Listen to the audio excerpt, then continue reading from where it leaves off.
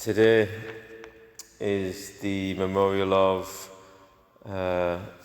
Saint Bakita, Josephina Bakita, an African lady from the Sudan who one day when she was out playing with her sister, she was captured by slave traders, led off into captivity, and there began her life of hell, you could call it, being passed from one owner to another, and in whose hands she suffered tremendously. They badly treated her, many occasions even torturing her.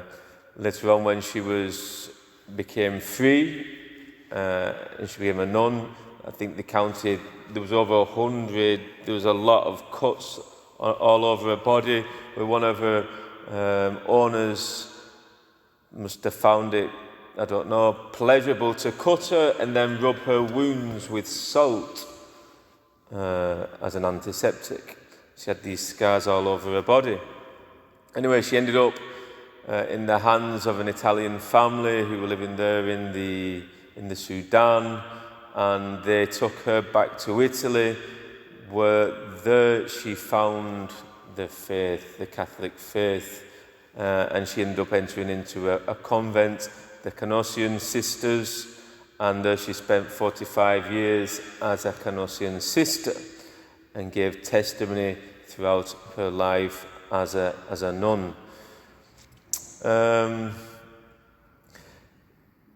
The first reading speaks of the mandate from God to Adam that he could eat of all the fruits of the garden except from that of the tree of the knowledge of good and evil. For the day he would eat of that, he would surely die. We could say that in that life of Bakita that we've just told, that brief narration of a biography, we can see in the lives of those owners who maltreated her, badly treated her, that sin of eating of the tree of good and evil, which was the original fall of Adam and Eve, where they set themselves up as being the standard of what is true and what is good and evil.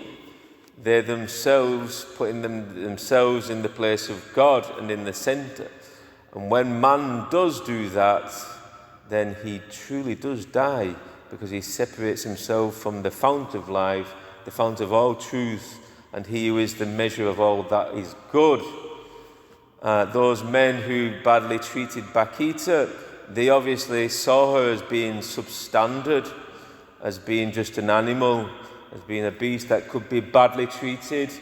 Men throughout history have passed through different stages that have judged things according to their own standards.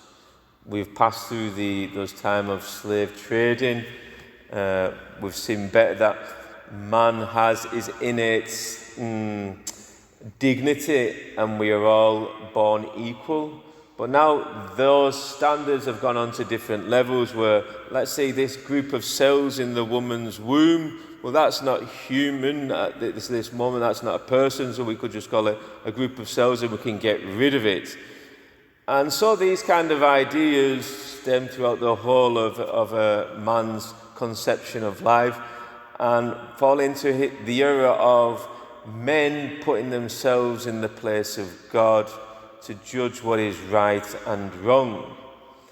And doing that, he sets himself up against God, and he truly dies. Spiritually, he separates himself from God. It is the sin of relativism, of subjectivism, which is against what is really truly objective, what is the truth itself. And that is, well, we see the fruits of that in our own society today, where man has gone so far as saying, well, according to my feelings, I can say what gender I am.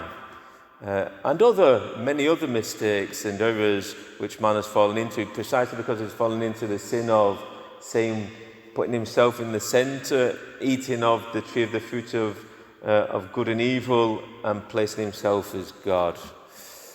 Well, we can pray in this Mass that man may come to his senses. We also fall into that relativistic, subjectivistic errors many times throughout the day when we govern ourselves according to what is convenient to us, to our feelings as such, and in moments we're living in a subjectivistic way.